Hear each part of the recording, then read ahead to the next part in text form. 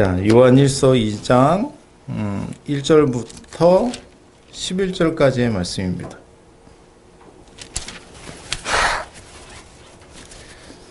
자, 요한일서 2장 1절부터 11절까지의 말씀입니다.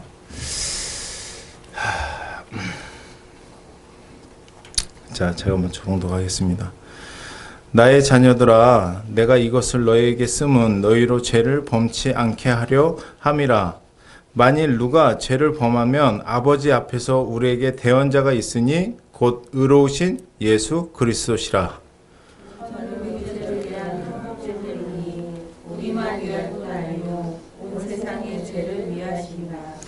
우리가 그의 계명을 지키면 이로써 우리가 저를 아는 줄로 알 것이요.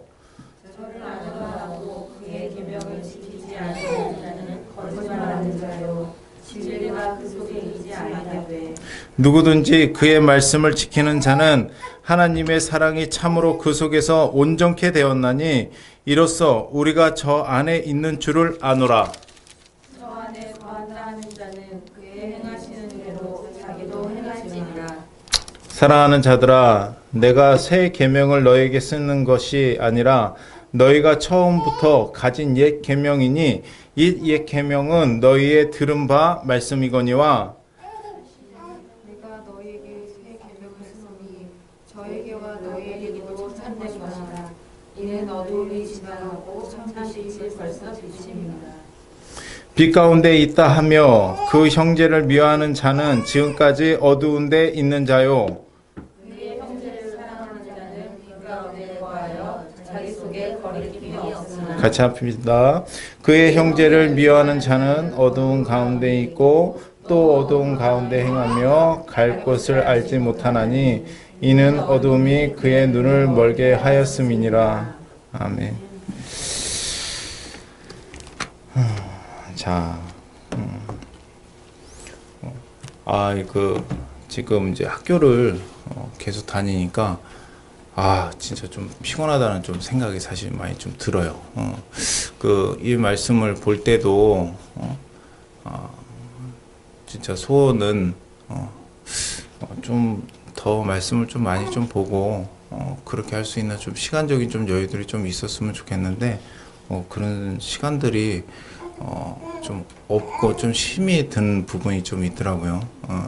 그래서 이게 신학교하고 같이 사역을 한다는 게 굉장히 어렵구나, 좀 그런 생각이 사실 좀 듭니다. 자, 오늘 요한일서 2장 1절부터 이제 11절까지 이제 말씀을 보면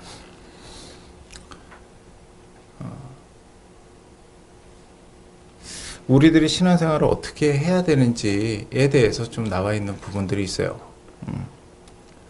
자, 우리들은 수많은 스트레스를 좀 받고 삽니다. 그렇죠? 많은 스트레스를 받아요. 그 중에서 가장 큰 스트레스는 뭘까요? 누구는 먹지 못해서 스트레스 받는 부분도 있고, 그리고 누구는 또 돈이 없어서, 그리고 또 누구는 키가 좀 작아서, 또 누구는 못생겨서 스트레스를 받는 사람이 분명히 있습니다. 그리고 누구는 좀 뚱뚱해서, 그렇죠? 못생기고 키 작고 뚱뚱하고 세 가지를 다 갖춘 사람도 있죠.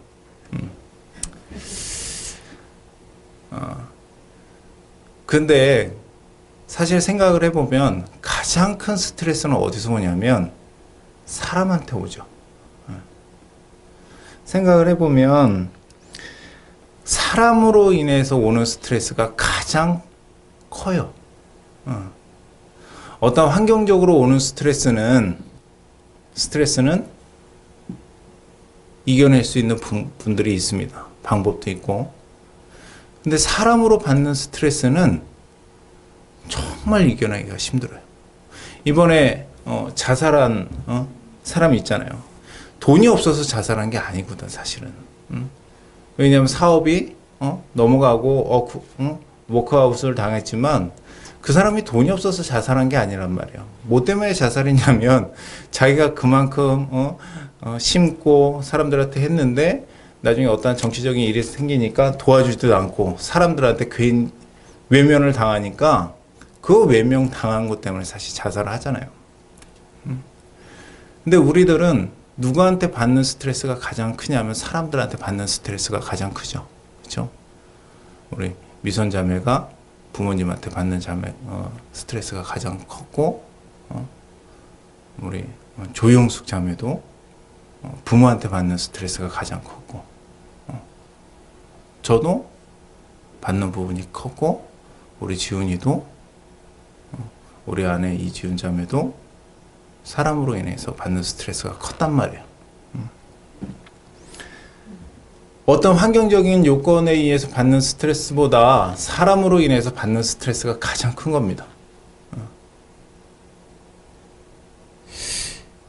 근데 오늘 본문에서 요한일서 2장 본문에서 형제를 미워하는 것이 우리들이 어떻게 된 것이라고 말씀하고 있는 줄 봐야 합니다. 형제를 미워하는 것이 우리들이 어떻게 된 거기 때문에 형제를 미워하는 것이라는 것을 말씀에 기록하고 있어요. 그게 뭐죠? 이는 어두움이 그의 눈을 멀게 하였음이니라. 자, 이 말씀이 어디 나옵니까? 그쵸? 자, 11절 같이 읽어보겠습니다. 시작. 그의 형제를 미워하는 자는 어두운 가운데 있고 또 어두운 가운데 행하며 갈 곳을 알지 못하나니 이는 어두움이 그의 눈을 멀게 하였음이니라. 이는 어두움이 그의 눈을 멀게 하였음이니라. 뭐라고요? 어두움이 그의 눈을 멀게 하였기에 형제를 미워하는 것이라고 말씀을 하고 있는 겁니다. 근데 우리들은 생각하죠. 왜냐하면 우리들을 왜 미워하냐면 미워할 만한 대상이기 때문에 사실 미워해요. 미워할 만한 대상이기 때문에 미워해. 생각을 해봐요. 지금 우리가 미워하는 대상이 사랑할 만한 대상이냐고. 미워할 만한 대상이죠. 정말 그래요. 미움을 받을 만하니까 미워합니다. 미움을 받을 만하니까 미워해요. 그리고 우리들을 화나게 하니까 미워하죠. 그리고 우리들에게 피해를 주니까 미워해요. 내가 그러니까. 우리 부모님을 참 사랑을 해야 되는데 나에게 있어서 피해를 주는 거를 느끼니까. 피해를 줘왔기 때문에 내가 미워해요. 나에게 고통을 주니까 미워해. 이게 틀린 겁니까? 이게 틀린 거예요? 틀린 게 아니에요, 사실은. 이것이 잘못된 것이 아니에요. 사실 어떻게 보면 옳은 겁니다. 당연한 거예요. 그리고 이렇게 미워하는 우리를 누구도 정죄할 수 없는 게 사실이에요. 내가 미워하는 거, 우리 이지훈 자매가 미워했던 거, 조영수 자매가 미워했던 거, 다 미워했던 게 누가 정죄할 수 있냐고. 아무도 정죄할 수 없어요. 당연한 겁니다. 당연한 거예요.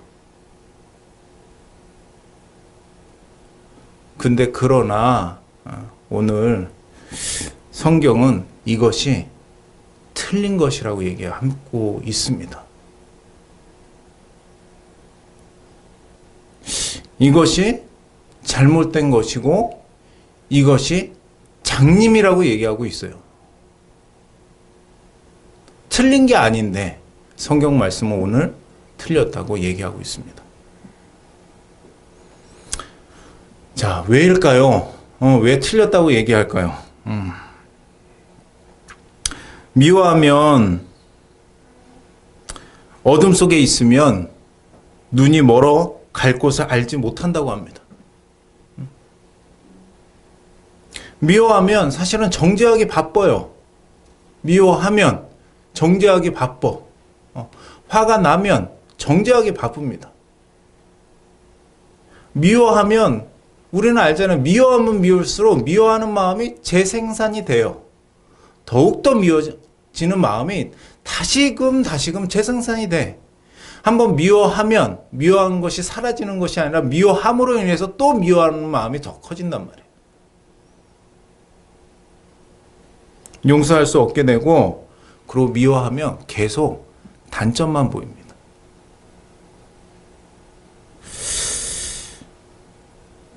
자, 하나님은 어떤 분입니까? 내가 말씀을 보면서도 하나님은 우리들의 무엇을 봤죠? 사실은 장점을 봤어요. 하나님은 우리들의 어떤 것만 보시냐면 장점만 보고 있습니다. 생각을 했을 때 내 단점을 봤다면 어떻게 됐을까? 난 죽었을 거예요, 아마.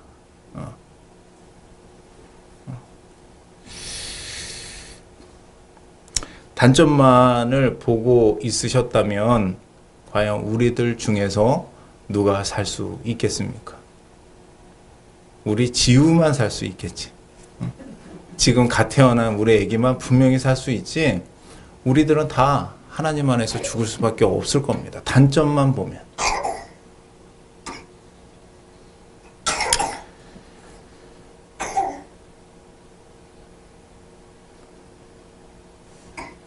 우리가 정말 미워할 수밖에 없는 대상이었고 우리가 사랑할 수 없는 대상을 사랑하지 않는 게 맞는 얘기지만 오늘 하나님 말씀은 이게 틀렸다고 얘기를 하고 있는 거예요. 왜냐하면 미워하면 내가 어떻게 해야 되는지 보이지 않아요. 무슨 얘기냐면 내가 미워하니까 용서할 생각 해요, 안 해요? 안 한단 말이에요. 내가 미워하니까 저한테 뭔가 베풀 것도 생각을 합니까, 안 합니까? 안 하거든요. 미워하면 한마디로 얘기하면 빨리 죽었으면, 정말 편하게 얘기하면 빨리 뒤졌으면 하는 게 사실은 우리들의 모습이에요. 없으면 좋겠잖아요. 근데 우리들은 진짜 살고 있는 은혜가 하나님이 우리의 단점만 본 게 아니라 장점을 봤기 때문에 사실은 우리가 여기 살고 있는 줄 믿습니다. 우리는 이러한 삶에 벗어나서 하나님과 함께하는 삶이 되어야 할 줄 믿습니다. 그렇다면 우리들이 어떻게 해야 이러한 삶 속에서, 삶에서 벗어날 수 있을까? 생각을 해보면 첫 번째 답은 말씀 묵상밖에 없습니다. 첫 번째는 말씀 묵상입니다. 말씀을 묵상하고 말씀이라는 거울로 나를 바라보는 훈련이 되어야 합니다. 나를 바라보지 못하면 용서할 수 있는 근거를 찾을 수가 없습니다. 나를 바라볼 때 내가 미처 몰랐던 나를 발견하게 됩니다.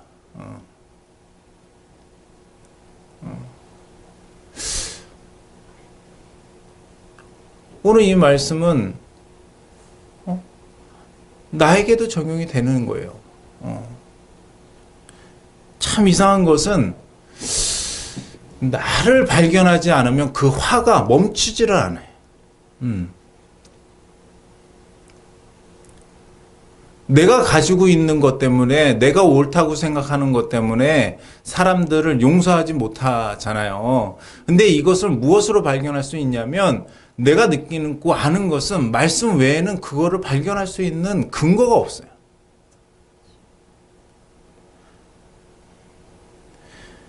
어떠한 모습을 발견할 수 있냐면, 말씀을 보다 보면 발견할 수 있는 첫 번째 모습이 뭐냐면 내가 더 낫다고 생각하는 걸 발견할 수 있어요. 말씀을 보다 보면 내가 더 낫다고 생각하기 때문에 미워하고, 내가 더 낫다고 생각하기 때문에 정죄하고, 내가 더 낫다고 하는 것 때문에 인정하지 않으려고 그래요.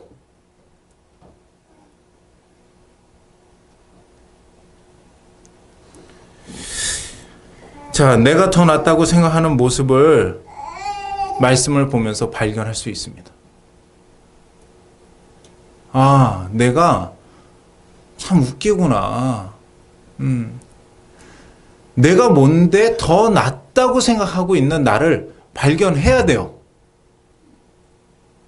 이게 발견이 안 되면 우리는 앞으로 더 나아갈 수 있는 근거를 찾지 못합니다. 말씀 묵상을 하면서 그냥 지나가는 것이 아니라 말씀 묵상을 하면서 뭘 해야 되냐면 나를 발견해야 되는 거예요. 내가 하나님보다 내가 저 사람보다 더 낫다고 생각하는 것이 있기 때문에 저 사람에 대해서 용납을 못하는 겁니다. 화를 내는 이유 중에 하나가 정말 내가 너보다 낫다고 생각하기 때문에 화를 내는 거예요. 내가 그러니까. 내가 그게 있어요. 내가 더 난데, 내가 더 난데, 어디서? 내가 더 난데, 라는 마음을 내가 가지고 있단 말이에요. 내가 이 말씀을 묵상하면서도 사실은 누구를 발견하게 되냐면 나를 발견하게 된 거예요. 내가 더 낫다고 생각하는구나. 내가 가슴을 아파하고, 내가 화가 나고, 내가 용서하지 못하고, 내가 품지 못하는 것은 내가 더 낫다고 생각하는 것이 있기 때문이라는 것을 말씀을 보면서 묵상을 하게 되더라고요. 이것을 발견하고 나니까 그제서야 이렇게 내 자신이 수그러드는 것을 느끼게 되는 거예요. 내가 보면서 나는 알아요. 뭐냐면 내 인격이 그렇게 훌륭한 놈이 아니잖아요. 근데 말씀을 묵상하면서 말씀 안에서 정말 생각을 해보니까 내 모습에 대해서 조금씩 발견하는 거예요. 이러한 것이 우리 안에 있어야 될 줄 믿습니다. 두 번째가 뭐냐면 가만 생각하면 내 기준으로 바라보기 때문에 그래요.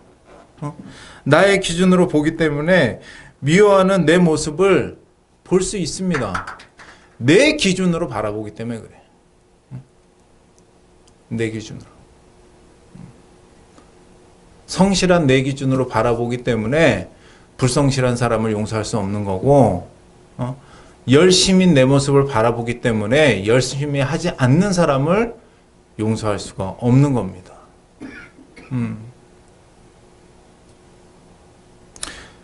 그래서 이 말씀을 보면서 내 기준으로 보면 과연 용서할 수 있는 사람이 누가 있습니까?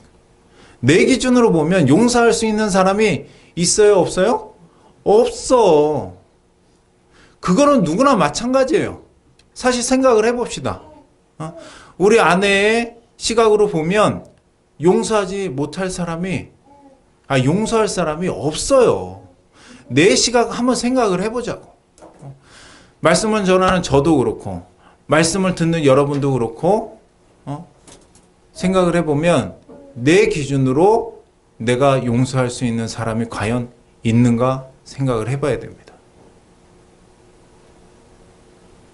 자, 집중하세요. 집중. 지우야. 자, 생각을 해보면 내 기준으로 인해서 용서할 수 있는 사람은 누구밖에 없냐면 나밖에 없어. 내 기준으로 용서할 수 있는 사람은 나밖에 없습니다.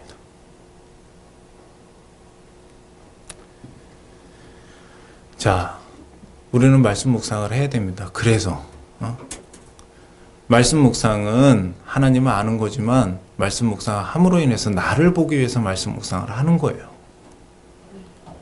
자, 그리고 두 번째 알 수 있는 거는 말씀 속에 임하시는 성령님으로 어둠 속에 있는 눈먼 자의 삶에서 벗어날 수 있습니다. 오직 성령님으로. 말씀 속에 임하시는 성령님. 어둠 속에 있는 눈먼 자의 나의 삶 속에서 나를 분명 벗어나게 할 수 있는 줄 믿습니다. 내 의지로 할 수 있다면, 사실은 내 의지로 할 수 있다면 그건 가짜입니다. 내 의지로 용서할 수 있다면 그건 가짜예요. 내 의지로 용서할 수 없는 것을 하나님으로 인해서 성령으로 인해서 용서할 때 그게 진짜가 되는 겁니다. 내 의지로 할 수 있다면 정말 그건 가짜입니다. 우리들은 할 수 없습니다. 의지로 하나님을 믿으려고 하고 의지로 의로운 것을 나타내려고 하는 사람들의 결국 끝은 죽음밖에 없어요. 부자 청년이 그러잖아요. 자기 의지로 하려고 그러니까 자기 의지로 할 수 없는 것을 하나님이 얘기하시잖아요. 그러니까 못하잖아. 우리는 우리의 의지대로 할 수가 없습니다. 그걸 알아야 합니다. 오직 성령님의 무리한 감동, 저희 전사님이 우리 담임사역사님이 쓰시는 언어, 우리가 배운 거 무리한 감동. 하나님 앞에 기도할 때, 정말 기도할 때 하나님으로부터 주어지는 그 무리한 감동이 용서할 수 있는 겁니다. 오직 성령의 정말 무리한 감동만이 용서할 수 있는 힘을 주시고, 용서할 수 있는 마음을 주시고, 용서할 수 있는 능력을 주시는 줄 믿으시기 바랍니다. 우리가 하려고 하기 때문에 지치는 것이고, 우리가 할 수 있다고 생각하기 때문에 넘어지는 겁니다. 우리가 할 수 있는 것은 아무것도 없어요. 내가 용서하려고 애썼기 때문에 상처받는 것이고, 내가 할 수 있다고 생각했기 때문에 무너지는 겁니다. 내가 하나님 앞에 기도할 때 나는 할 수 없는 것을 하나님이 하게 하실 때 우리들은 그것을 능히 감당해낼 수 있는 것을 우리는 또 알고 있습니다. 알아야 합니다.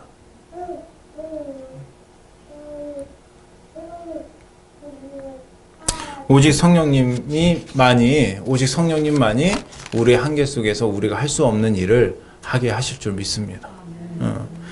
정말 내가 할 수 없습니다. 내가 할 수 있다면 하나님께서 하시지 않겠죠. 내가 할 수 있다면 하나님께서 하시는 것이 무슨 의미가 있습니까? 나는 할 수 없잖아요. 내가 할 수 없기 때문에 하나님께서 하실 줄 믿습니다.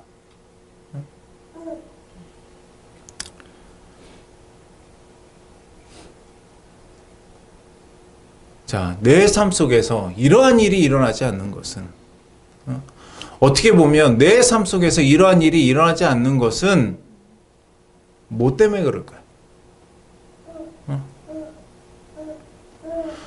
내 삶 속에서 이러한 변화, 내 삶 속에서 용서하지 못할 사람을 용서하고 하나님의 말씀 안에서 이끌어가고 하나님의 말씀 안에서 세우는 사건이 일어나지 않는 것은 뭐냐 하면 결국은 내가 변화되지 못하기 때문에 그렇습니다.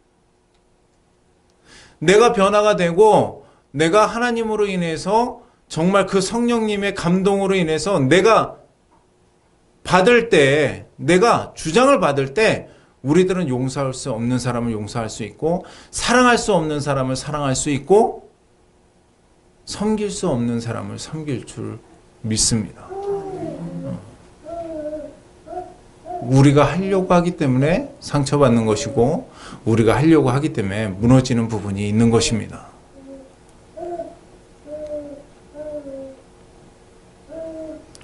자, 우리들은 하나님의 도움 없이는 정말 한 발자국도 움직일 수 없는 장님과 같은 인생입니다. 예수님은 우리들을 눈먼 자와 같은 삶에서 건져내시기 위해서 스스로 무엇이 되셨어요? 화목 제물이 되어주셨어요. 우리의 눈먼 자와 같은 삶을 구원해 주시기 위해서 예수님이 스스로 화목 제물이 되어주셨단 말이에요.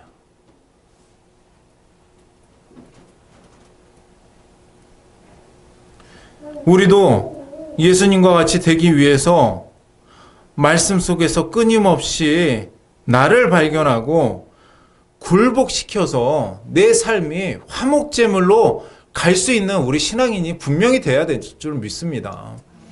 우리가 교회 안에서 섬기고 우리가 교회 안에서 일을 하기 위해서는 뭐가 돼야 되냐면 우리가 화목제물이 되는 신앙으로 발전되지 않으면 교회는 하나가 될 수 없습니다. 내가 화목제물이 되지 않으면 나를 나타내는 것이 아니라 내가 화목제물이 되지 않으면 우리는 누구도 섬길 수가 없고 누구도 구원해낼 수가 없고 심지어는 나 자신도 구원할 수가 없어요.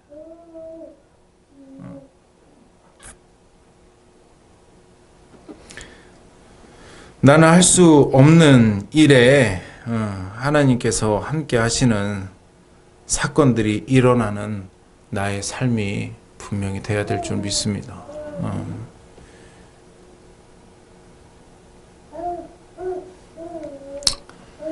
이러한 것에 의해서 우리가 합한 사람이 될 때, 하나님으로 인해서 우리가 갈 수 있는 사람이 될 때, 이것으로 인해서 내가 감당할 수 없는 사람을 분명히 감당할 줄 믿고, 내가 용서할 수 없는 사람을 용서할 줄 믿고, 내가 섬길 수 없는 사람을 섬기게 되어서 내가 생각하는 변화가 아니라 하나님이 생각하는 변화가 우리의 삶 속에 또 그들의 삶 속에 분명히 있을 줄 믿습니다. 우리가 변화해야 됩니다. 문제는 그들이 아니라 우리가 변화돼야 됩니다. 내가 변화돼야 되고 말씀을 보면서 누가 변하기를 원하는 것이 아니라 내가 변하기를 분명히 원해서 하나님이 내 삶 속에서 나를 대신해서 살아갈 수 있는 우리의 신앙으로서 점점 변화가 돼야 될 줄 믿습니다. 그렇게 되면 내가 변할 수 없다고 생각하는 사람이 분명히 변할 줄 믿습니다. 그렇게 될 때 분명히 우리는 알 겁니다. 만약에 우리가 할 수 있는, 우리가 할 수 있다고 생각하고 내 의지대로 됐다면 하나님이 했다고 생각하겠어요? 안 됐. 그 얘기 안 할 거예요. 분명히. 어디 가서 간증할 때 내가 이렇게 용서했고 내가 이렇게 품었더니 저 사람이 이렇게 변해서 얘기하지. 사실 우리는 간증이 어떻게 돼야 됩니까? 내가 하나님으로 인해서 내가 잡혔더니 그 잡힘의 역사로 인해서 그 사람이 변화가 되더라. 나는 할 수 없었다는 거, 나는 할 수 없다는 것을 인정하는 그런 간증이 분명히 돼야 될 줄 믿습니다. 그렇기 때문에 내가 할 수 없는 그 환경까지 분명히 하나님이 이끌어가는 줄 믿습니다.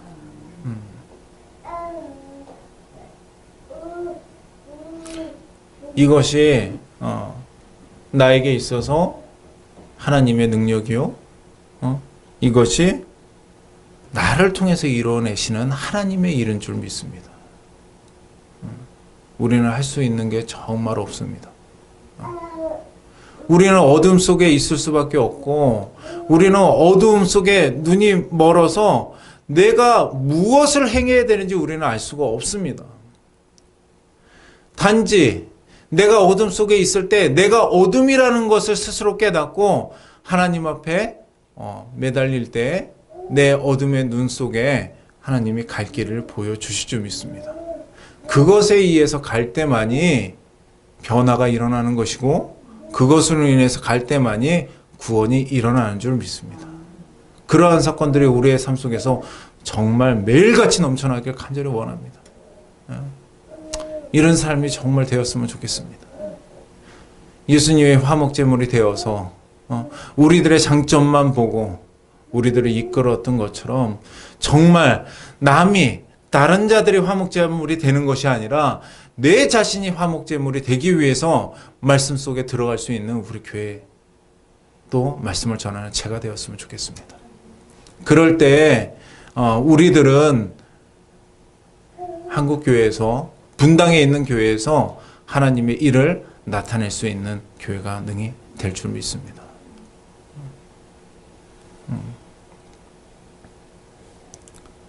오직 하나님 의지함으로 말미암아 나의 한계를 넘어서 하시는 하나님이 내 삶 속의 주인이 되길 간절히 바랍니다. 자, 기도하시겠습니다. 사랑의 하나님 아버지 감사합니다. 사실 정말 말씀을 보면서 야, 내가 장님이구나. 정말 그것을 느끼고 정말 느낍니다. 왜냐하면 내 마음속에 내 기준에 의해서 아버지 화가 나고 내 기준에 의해서 아버지 사람들을 보다 보니까 하나님의 길은 정말 보이지 않고 어떠한 대안도 없는 것을 사실 느끼면서 야, 이것이 결국은 정말 어둠이구나. 내가 그 어둠을 이것이 나의 어둠이라는 것을 알고 난 다음에 하나님 앞에 기도할 때 내 마음이 변하는 것을 느꼈고 그것으로 인해서 하나님의 일을 또 정말 오늘 이 날에 이 말씀을 또 전할 수 있는 또 하나님의 은혜가 또 있는 줄 믿습니다. 주님 아버지, 우리가 죄인입니다. 내가 죄인이고 내가 보지 못하기 때문에 하나님을 보지 못하기 때문에 어둠 속에서 있고 내가 어둠 속에서 있음으로 끝나는 것이 아니라 남들도 어둠 속에서 있을 수밖에 없게 만드는 것이 우리들의 모습입니다. 주님 아버지 용서하여 주시고 우리가 아버지 어둠 속에서 벗어나서 어둠 속에 있는 자들을 하나님의 화목제물로 아버지 이끌어내서 하나님의 빛으로 나오게 할 수 있는 저희가 될 수 있도록 주님 인도하여 주시옵소서. 정말 우리가 할 수 없음을 끝까지 고백하고 내가 하려고 했던 그러한 아버지 열심들이 내려지고 오직 하나님만이 그 삶을 주장할 수 있음을 고백하는 우리의 신앙생활이 되길 간절히 소망합니다. 주님 도와주시고 아버지 홀로 영광받아 주옵소서. 이 모든 것 예수님의 이름으로 간절히 기도드리옵나이다. 아멘.